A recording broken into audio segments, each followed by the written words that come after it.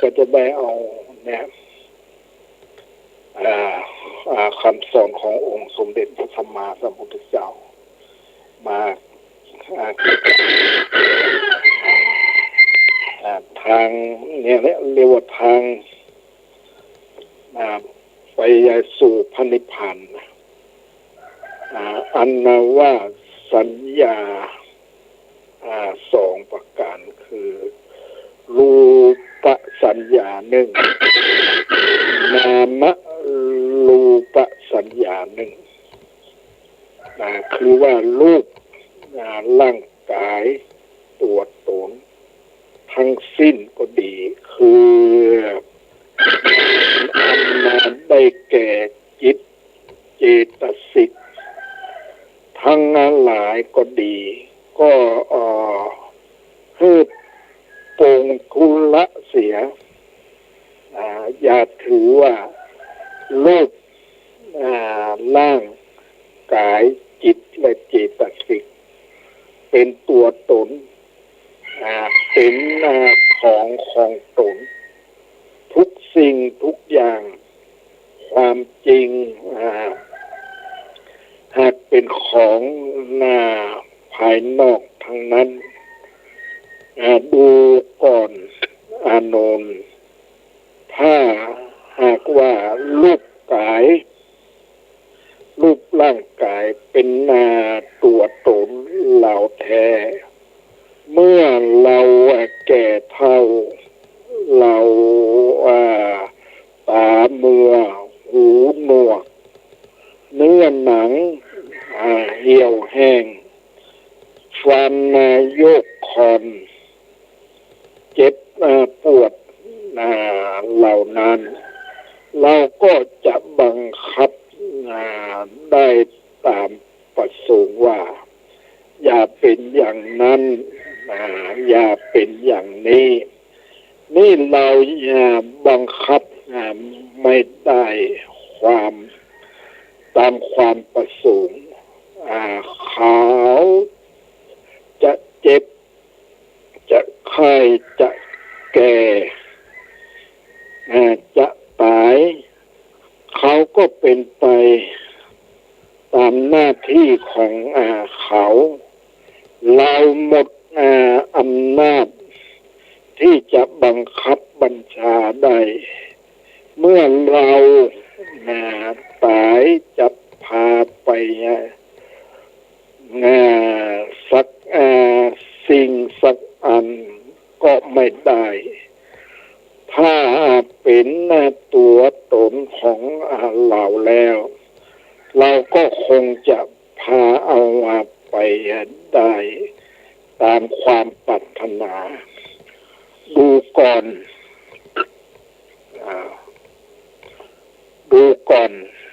อานนท์ถึงเจตสิกก็ไม่ใช่ตัวตนไม่ใช่ของตนหากว่าจิตของเราจงเป็นอย่างนี้จงเป็นอย่างนั้นจงสุขอย่าสำราญทุกเมื่ออย่าทุกข์อย่าร้อนเลยดังนี้ก็จะพึงงานได้ตามปรารถนาอันนี้หาเป็นเช่นนั้นไม่เราจะคิดอะไรเขาก็คิดไปเขาจะอยู่จะไปก็ตามเรื่องของเขาเพราะเหตุว่าร่างกายจิตใจเป็นอนัตตาไม่ใช่ตัวตนไม่ใช่ของตนให้ปรงทุละเสียอย่าเข้าใจถือเอาว่าเป็นตัวตนของตนดูก่อนอานนท์ตัวตน ดี ตัวตนแห่งผู้อื่นก็ดี แห่งสัตว์เดรัจฉานทั้งหลายก็ดี ก็มีอยู่แต่กองกระดูกสิ้นด้วยกันเสมอ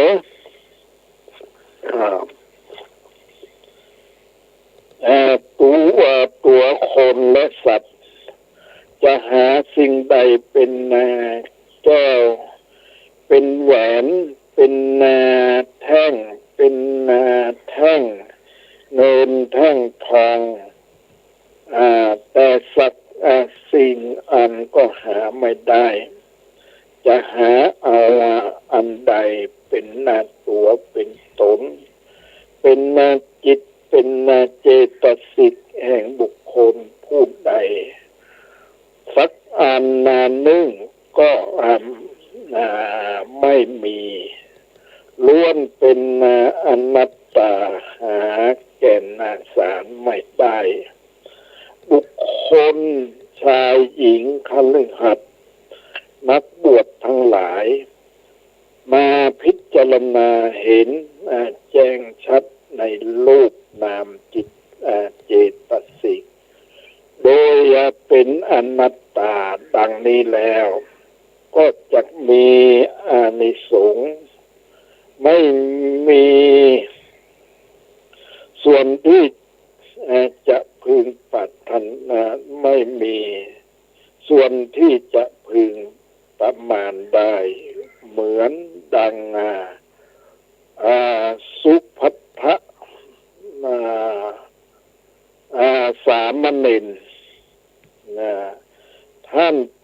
พิจารณาแต่คำว่าอัตถิมินฉังเยื่อในกระดูกเท่านั้นท่านถือเอาอัตถิสัญญาเป็นอารมณ์เหตุอารมณ์เห็นอนัตตาแจ่มแจ้งด้วยประการชนี้ดูก่อนอานนท์มรณะสัญญาพิจารณาความตายก็ดีอัตถิหากสัญญาพิจารณากองกระดูกก็ดีปฏิกูลสัญญาพิจารณาร่างกายนี่โดยเป็นของพึงน่าเกียรติ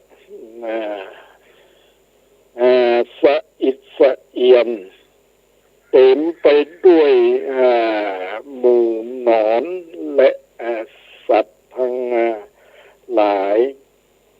มีประการเป็นอันมากตามลำไส้น้อยลำไส้ใหญ่ตามเส้นเอ็นทั่วไปในร่างกายและเต็มไปด้วยเครื่องหน้าเป็นไปด้วยเครื่องเน่าเครื่องเหม็นมีอยู่ในร่างกายนี้ทุกสิ่งทุกอย่างร่างกายนี้นับว่าเป็นของเปล่าไม่มีอะไรเป็นของเราสักสิ่งสักอันเกิดมาสำคัญว่าเป็นสุขความจริงก็หากสุขอย่างนั้นเองถ้าจะให้ถูกแท้ต้องกล่าวว่าเกิดมาเพื่อทุกข์เกิดมาแก่เกิดมาตายเกิดมาพัดพรากจากกันเกิดมาหาสุขไม่ได้ นะถ้าผู้ใดพิจารณาเห็นตามดังเราตถาคตแสดงมานี้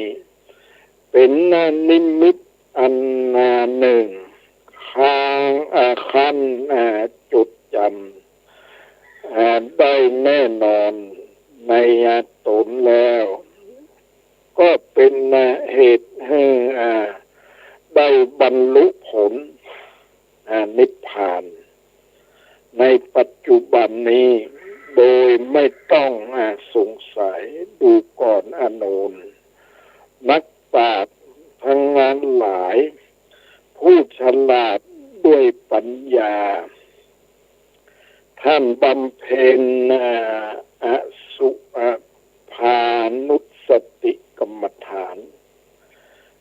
ปรารถนาเอาวานพระนิพพานเป็น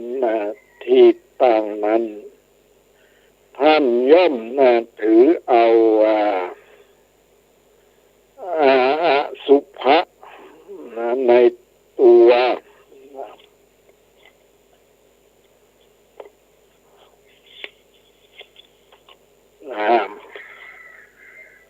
เป็นอารมณ์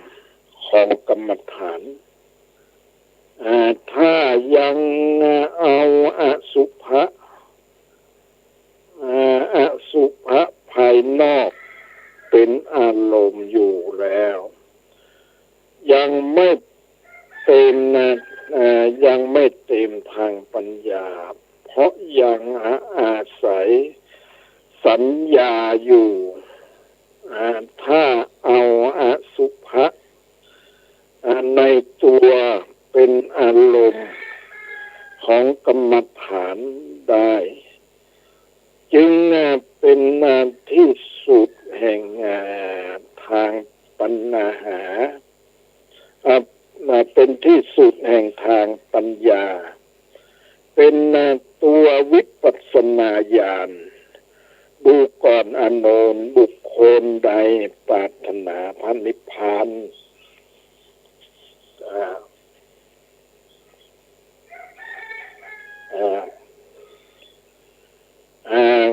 จงยังอสุภกรรมฐานในตนให้แจ้งชัดเถิดขั้นไม่เห็นก็พิจารณาปฏิกูลสัญญาลงในตนว่าแม่ตัวของเรานี่ถึงยังมีชีวิตอยู่ก็หากเป็นของน่าเกลียดพึงบัวนายยิ่งนักถ้าหากไม่มีหนังหุ้มห่อไว้แล้วก็พึงจะเป็นกองนั้นจะเป็นของเน่าเกียรติเหมือนอสุภะแท้ๆหากมีหนังหุ้มห่อไว้จึงพอดูได้อันนี้นะเรื่องเกี่ยวกับเนี้ยในร่างกายของเรานะอันนี้มันเป็นอย่างใดเนี่ยถ้าเราต้องพิจารณาโดยความเห็นอันถูกต้องตามความเป็นจริงถ้าเราไม่ได้พิจารณาเราไปเห็นว่ามันเป็นตัวตนของเรามันเป็นสุขสัญญามันเป็นอัตตสัญญาเนี่ยมันก็นั่นอยู่นะมันก็ยังบ่ได้ถึงสิ่งอันที่แท้จริงอันที่แท้ตัวตนแห่งงานเหล่านี้จะต้องอยู่ได้ด้วยลมอัศสาสะปัสสาสะเท่านั้นถ้าขาดลมหายใจเข้าออกแ นี้ก็จักเน่าเป็นมันจักเน่าเปื่อยผุพังไปแต่นั้นก็จักเป็นอาหารแห่งสัตว์ทั้งหลายมีหนอนเป็นต้นจักมาเจาะใส่กินส่วนลมหายใจเข้าออกซึ่งเป็นเจ้าของชีวิตนั้นเล่าก็เป็นอนัตตาไม่ใช่ตัวตนไม่ใช่ตัวไม่ใช่ของตัวเขาอยากอยู่เขาก็อยู่เขาอยากดับเขาก็ดับเราจะบังคับบัญชาไม่ได้ตามปรารถนายังจะปรารถนาถ้าขาดลมหายใจเข้าออกแล้วความสวยความงามในตนและความสวยความงามภายนอกคือบุตรภรรยาและเข้าของเงินทองและเครื่องอุปโภคบริโภคทั้งปวงก็ย่อมหายไปสิ้นด้วยกันทั้งนั้นเหลียวซ้ายและขวาจะได้เห็นบุตรภรรยาและบุตรภรรยาและมักคาหาไม่ได้ต้องอยู่คนเดียวในป่าช้าหาผู้ใดจักเป็นเพื่อนสองมิตรใดอันนี้มันเนี่ยเรากับมันอันนี้เรามาพูดถึงเรื่องเนี่ย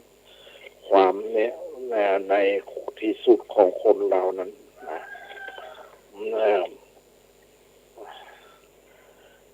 ดูก่อนอานนท์บุคคลผู้ใดมาพิจารณาเห็น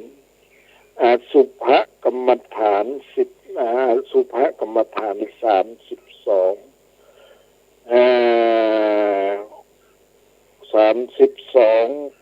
โกฏฐาสักโกฏเห็นโกฏฐาสักเห็นซากผีดิบในตนชื่อว่าได้ถือเอาความสุขในทาง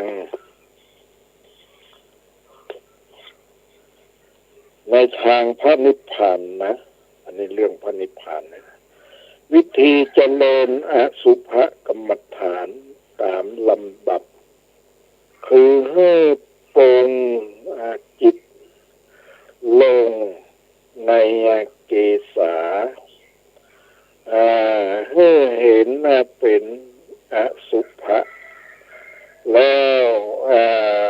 ให้สำคัญในเกศานั้นว่าเป็นอนัตตาแล้วให้เอาโลมาทั้งเอาโลมาลงเอาโลมาตั้งลงองค์จิตให้เห็นเป็นอสุภะเป็นอนัตตาแล้วให้เอาปะโจ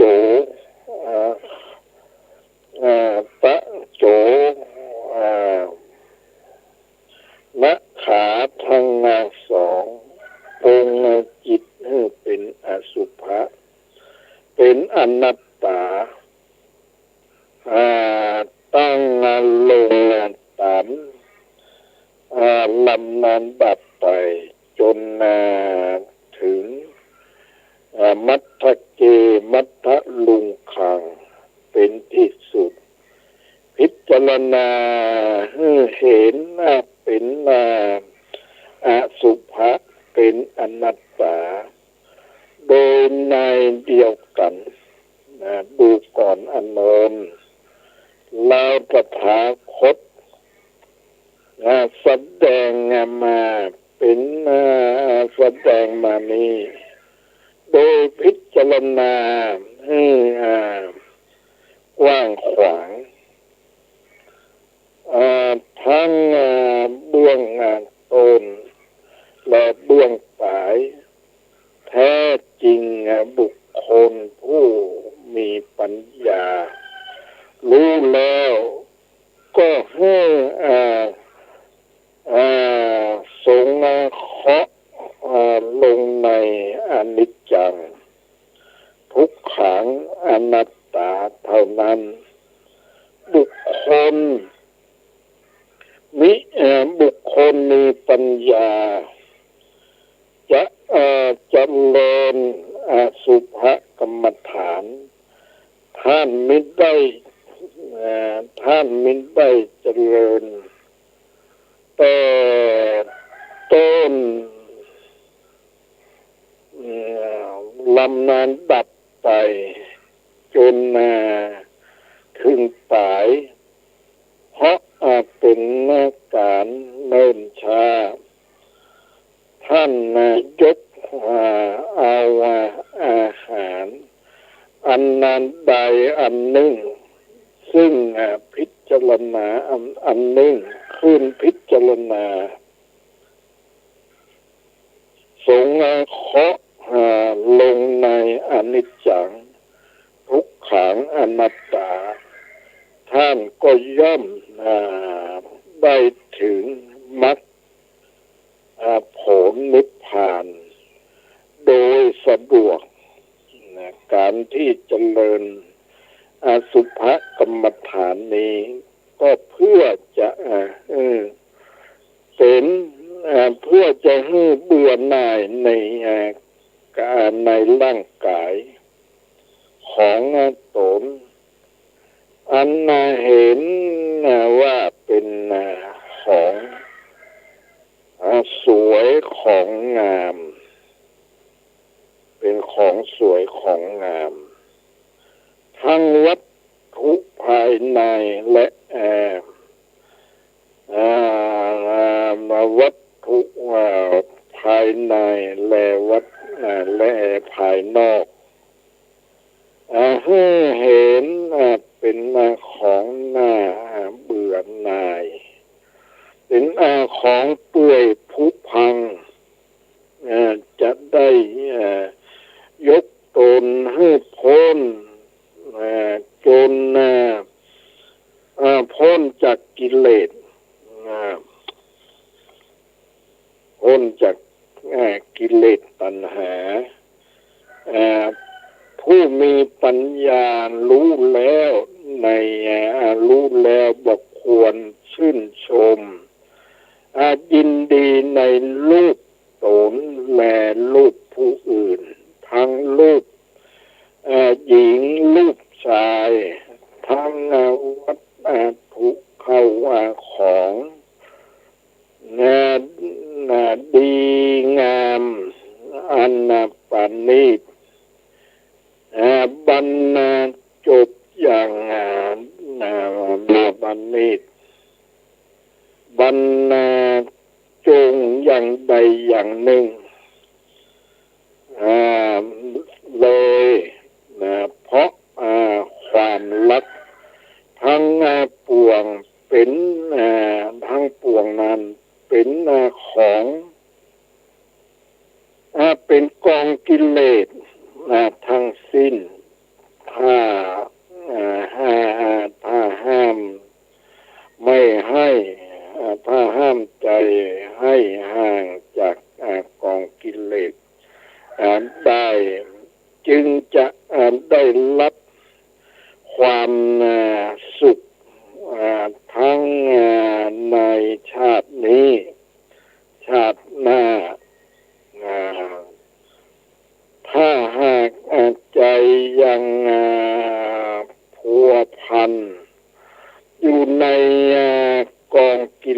แล้ว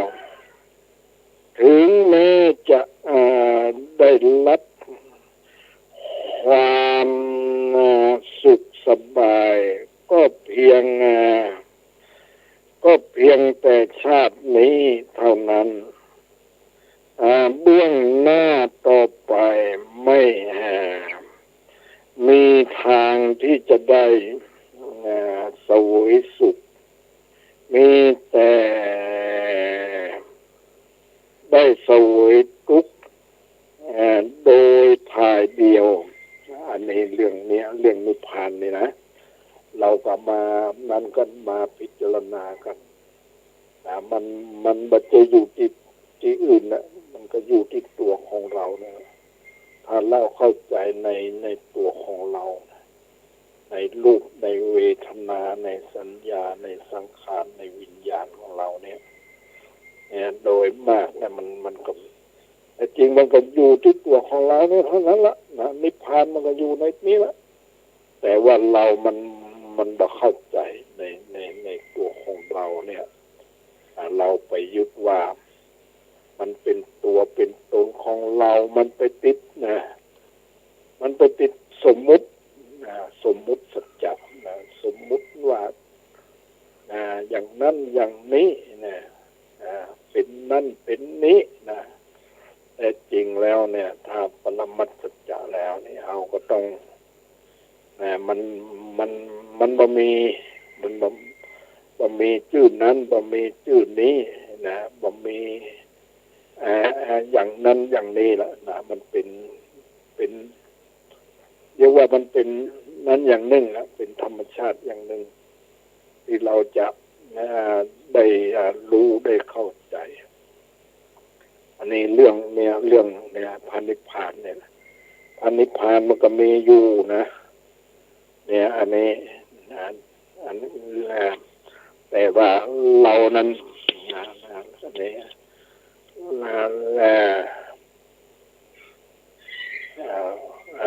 ดูก่อนอานนท์ผู้รู้แล้วจะมีได้ทำตามนั้นจะนับว่าเป็นคนรู้ไม่ได้เพราะไม่เกิดมรรคเกิดผลสิ่งหนึ่งสิ่งใดเลยเราตถาคตอนุญาตตั้งศาสนธรรมคำสั่งสอนไว้นี้ก็เพื่อว่าเมื่อรู้แล้วว่าสิ่งใดว่าสิ่งใดเป็นโทษละเสียมิใช่ตั้งไว้เพื่ออ่านเล่นฟังเล่นพูดเล่นเท่านั้นเลยนะอันนี้บุคคลทั้งหลายได้เสวยทุกข์ในมนุษย์โลกและในอบายภูมินั้นไม่ใช่สิ่งอื่นเลยเป็นเพราะกิเลสราคะตัณหา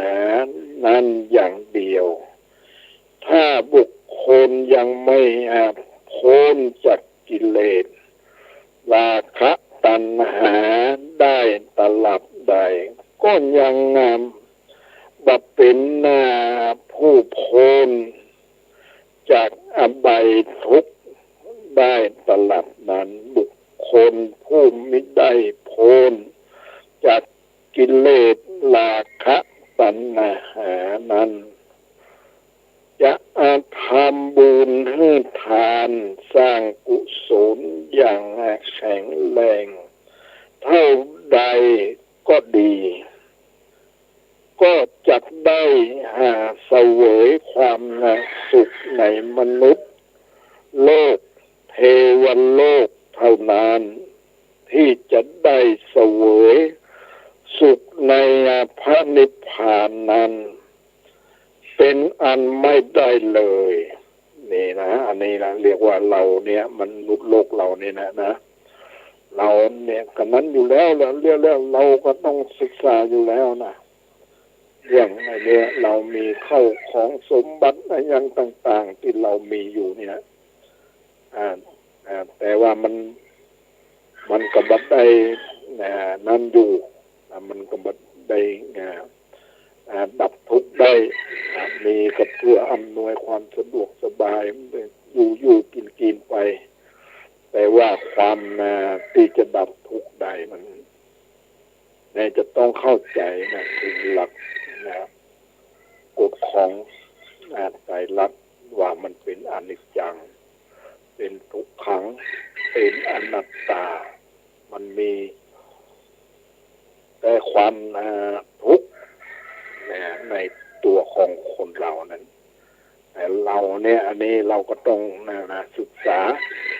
เอามาพิจารณาดูเนี่ยเรื่องคนเราเนี่ยอย่างสาวกต่างๆนะที่คนดีเข้าถึงแล้วเนี่ยซึ่งความดับทุกข์ความพ้นทุกข์อย่างนี้อย่าง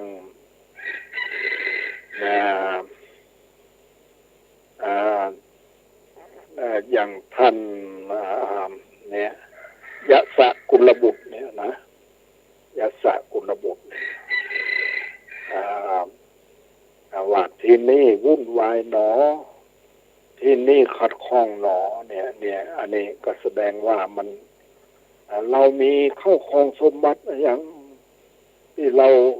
มีกันอยู่นั้นมันก็บ่เป็นสุขที่แท้จริงนะทำไมถึงจะต้องหวานที่นี่วุ่นวายหนอที่นี่ขัดข้องหนอเนี่ยอันนี้เราศึกษาดูประวัติของพยาศกุลบุตรเนี่ยแล้วเข้าไป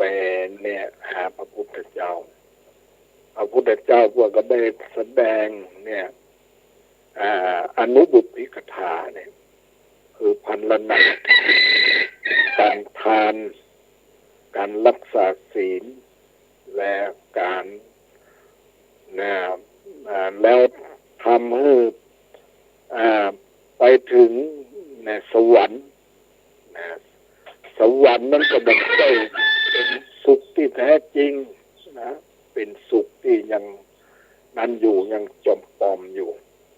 นั้นเลยต้องคุณวัดต้องออกจากสวรรค์แล้วออกจากสวรรค์แล้วก็ละสวรรค์แล้วก็จึงจะเข้าถึงพระนิพพานคือความดับทุกข์ความพ้นทุกข์เนี่ยอย่างที่ว่านี่นะต้องเข้าใจเรื่องนี้เขาว่าพันนิพพานความดับทุกข์ความพ้นทุกข์เราจะไปติดสมมุติสัจจะสมมุติสัจจะเราก็สมมุติว่าเป็นนั่นเป็นนี้คนนั้นคนนี้ชื่อนั่นชื่อนี้แต่ว่าถ้าปรมัตถสัจจะแล้วมันบ่มีแล้วเดี๋ยวกันนะกำลังออกอากาศอยู่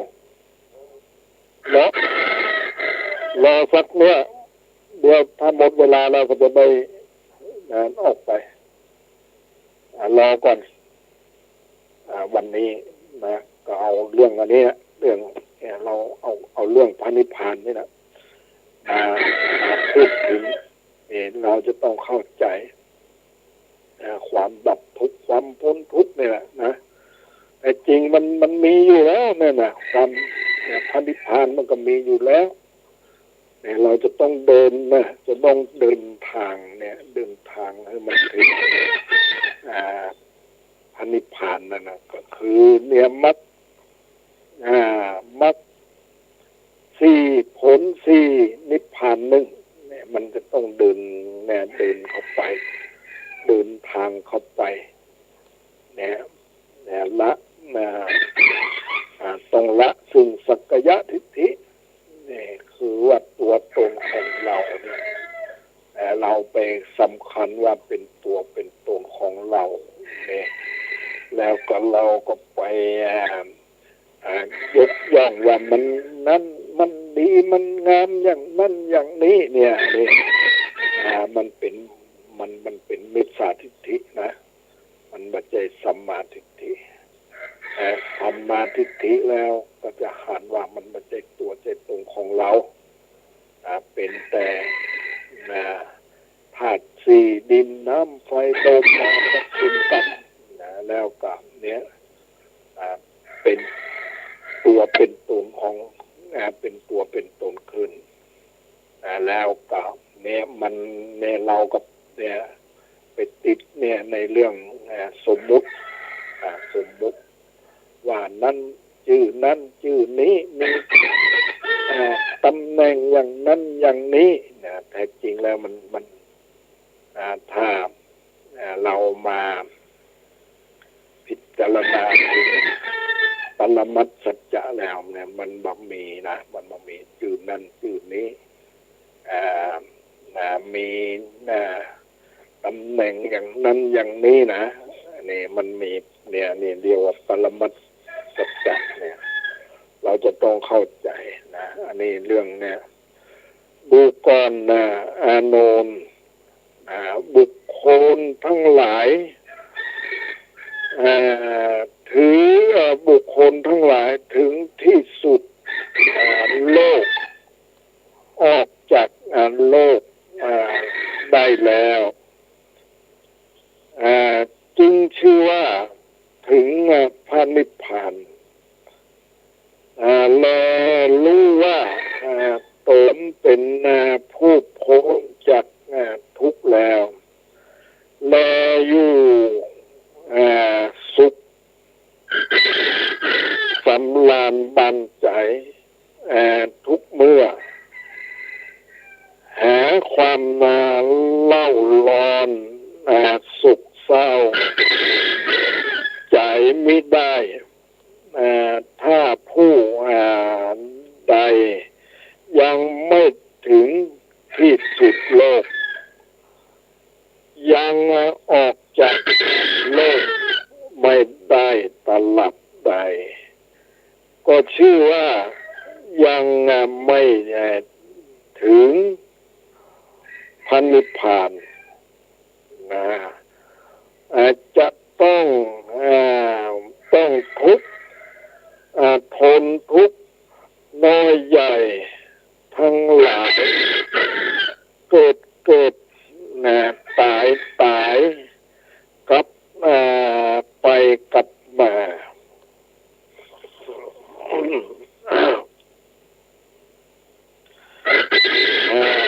หาที่สุดไม่ได้อยู่ตลอดมันบุคคลทั้งหลายเป็นผู้ต้องการพระนิพพานแต่หารู้ไหมว่าพระนิพพานนั้นเป็นอย่างไรอยู่ที่ไหนชั้นแต่ทานศีลสมาธิปัญญาอันเป็นทางที่จะไปสู่ก็ไม่เข้าใจไม่เมื่อไม่รู้ไม่เห็นไม่เข้าใจแล้วจะไปสู่ทางพระนิพพานนั้นก็เป็นการลำบากยิ่งนักหนาเนี่ยอันนี้นะเรื่องพระนิพพานเนี่ยอันนี้มันก็จำเป็นจะต้องเอามาพิจารณากันเปรียบเหมือนคนสองคนผู้หนึ่งตาบอดผู้หนึ่งตาดีจะว่ายข้ามมหานาทีอันกว้างใหญ่ในคนทั้งสองนั้นผู้ใดจะถึงฝั่งข้างโน้นก่อนคนผู้ตาดีต้องถึงก่อนส่วนคนผู้ต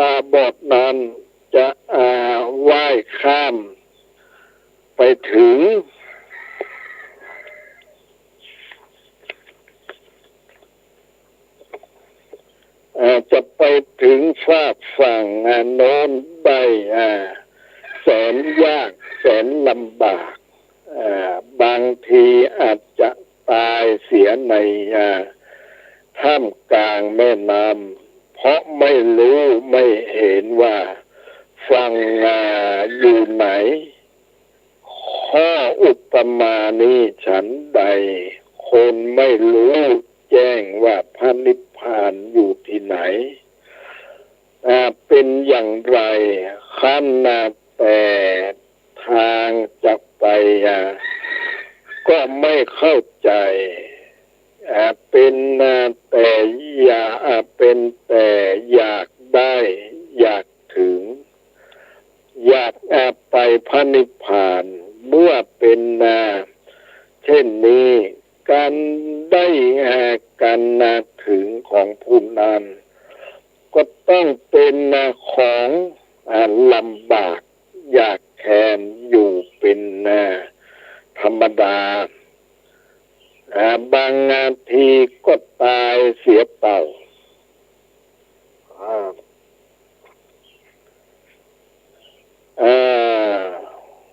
จะไม่ได้เห็นเงื่อนเข้าของพระนิพพานเลยผู้ศึกษาถึงผู้ศึกษาพึงเข้าใจว่าพระนิพพานอยู่ที่สุดของโลกศีลสมาธิปัญญาเป็นทางไปพระนิพพานถ้ารู้อย่างนี้ยังมีทางที่จะถึงพระนิพพานได้บ้างแม้เมื่อรู้แล้วอย่างนั้นก็ต้องภาคเพียรพยายามเต็มที่จึงจะถึงเหมือนคนตาดีว่ายข้ามน้ำก็ต้องพยายามจนสุดกำลังจึงจะข้ามพ้นได้มีอุปมาเหมือนกันฉะนั้นดูก่อนบุคคลทั้งหลายผู้ปรารถนาพระนิพพานควรศึกษาให้รู้แจ้งคันรู้แจ้งแล้วจะถึงก็ตามไม่ถึงก็ตามก็ไม่เป็นทุกข์แก่ใจถ้าไม่รู้แต่อยากได้ย่อมเป็นทุกข์มากนักเปรียบเหมือนบุคคลอยากได้วัตถุสิ่งหนึ่งแต่หากไม่รู้จักวัตถุสิ่งนั้นถึงวัตถุสิ่งนั้นจะมีอยู่ที่จำเพาะหน้าก็ไม่ถือเอาได้เพราะไม่รู้ถึงจะมีอยู่ก็มีเปล่าส่วนตัวก็ไม่หายความอยากได้จึงเป็นทุกข์ยิ่งนักผู้ปรารถนาพระนิพพานแต่ไม่รู้จักพระนิพพานก็เป็นทุกข์เช่นนั้นอย่าว่าแต่พระนิพพานเลยแม้จะกระทำการสิ่งใดก็ดีเป็นต้นว่าสร้างเงินสร้างทองสร้างเหล็กสร้างไม้สร้างวาดเขียนต่างๆเป็นต้นต้องรู้ด้วยใจหรือเห็นด้วยตาเสียก่อน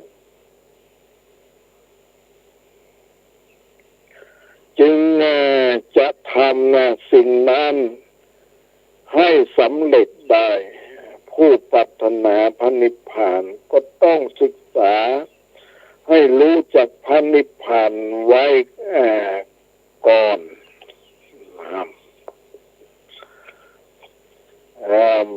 จะได้จะมาตั้งหน้าปรารถนาเอาโดยความไม่รู้นั้นจะมีทางได้มาแต่ที่ไหนดูก่อนอานนท์บุคคลทั้งหลายควรจะศึกษาให้รู้แจ้งครองแห่งพระนิพพานไว้ให้ชัดเจนแล้วไม่ควรประมาทไม่แม้ปรารถนาจะไปก็ไปแม้ไม่ปรารถนาจะไปก็อย่าไปคันเห็นดีแล้วจิตประสงค์แล้วก็ให้ปฏิบัติตามแนวคองแห่งพระนิพพานด้วยจิตอันเลื่อมใสก็อาจจะสำเร็จไม่สำเร็จก็จะเป็นอุปนิสัยปัจจัยต่อไปเปรียบเหมือนผู้ที่จะพาเราไปในที่ตำบลใดตำบลหนึ่งแต่ผู้นั้นไม่รู้จักตำบลนั้นแม้เราเองก็ไม่รู้เมื่อกันนั้นฉะไหนเขาจึงจะพาเราไปให้ถึงตำบลนั้นได้เล่าข้ออุปมานี้ฉันใดอาจารย์ผู้ไม่รู้พระนิพพานและจะพาเราไปพระนิพพานนั้นก็จะพาเราหลงโลกหลงทางไปมาตายเกิดอยู่ในวัฏสงสารไม่อาจจะถึงพระนิพพานได้เหมือนคนที่ไม่รู้จักตำบลที่ไปแต่เป็นผู้พาไปก็ไม่อาจจะถึง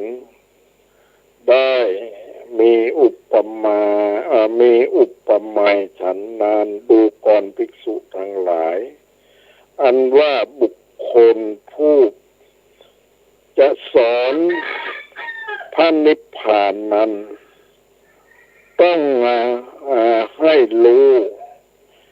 แจ้งจักให้รู้แจ้งประจักษ์ข้อประจักษ์ชัดเจนว่าพระนิพพาน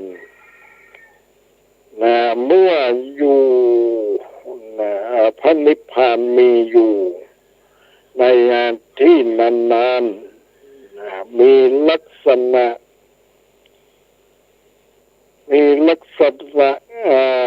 อาการอย่างนั้นต้องรู้ให้แจ้งชัดจะกล่าวแต่เพียงวาจาว่านิพพานด้วยปากแต่ใจไม่รู้แจ้งชัดเจนนั้นในนั้นชัดเจนนั้นไม่ควรเชื่อถือเลยนะคือ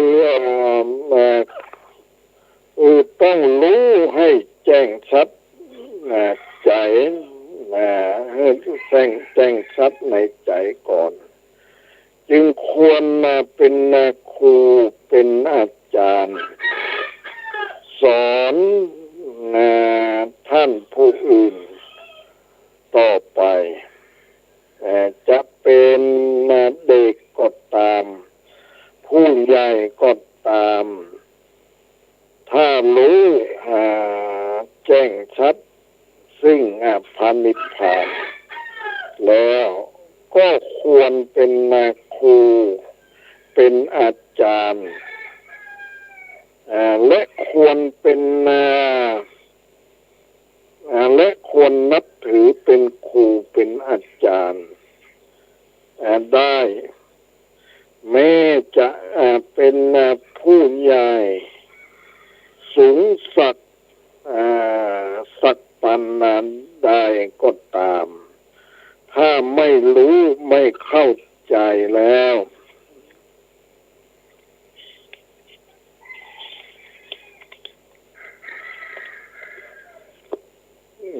ไม่ควรนับถือเป็นครูเป็นอาจารย์เลยดูก่อนอานนท์ถ้าอยากได้สุขอันใดก็ควรรู้จากสุขอันนั้นก่อนจึงจะได้เมื่ออยาก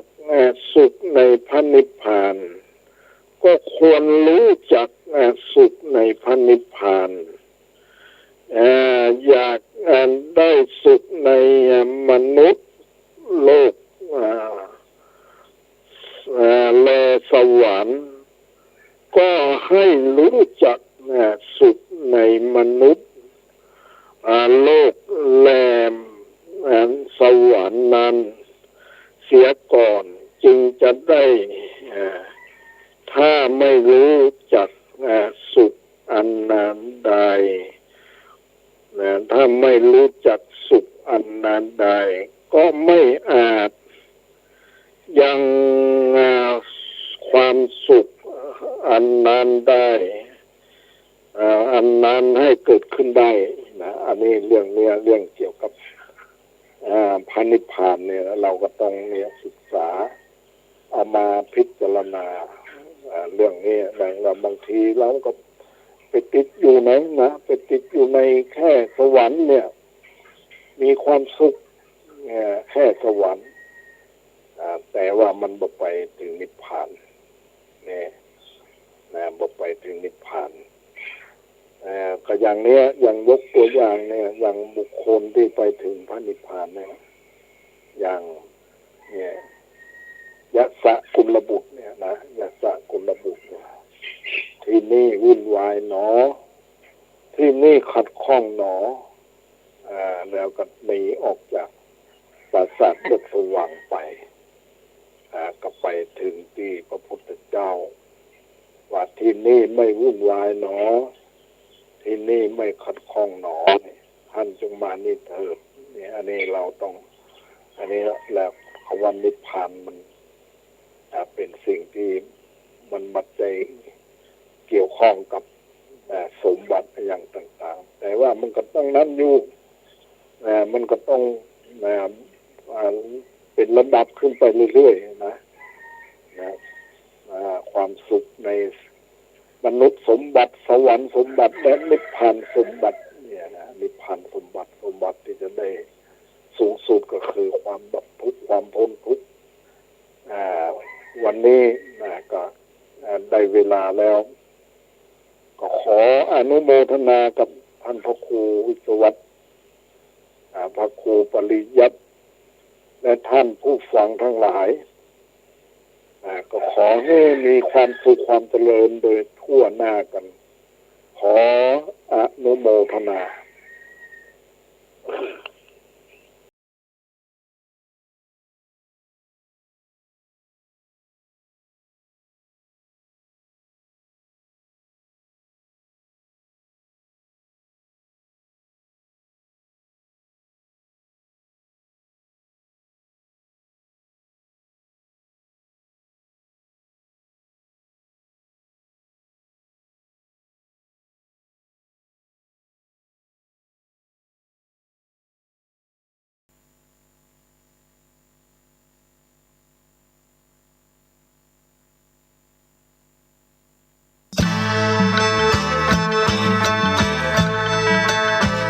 ออกพรรษา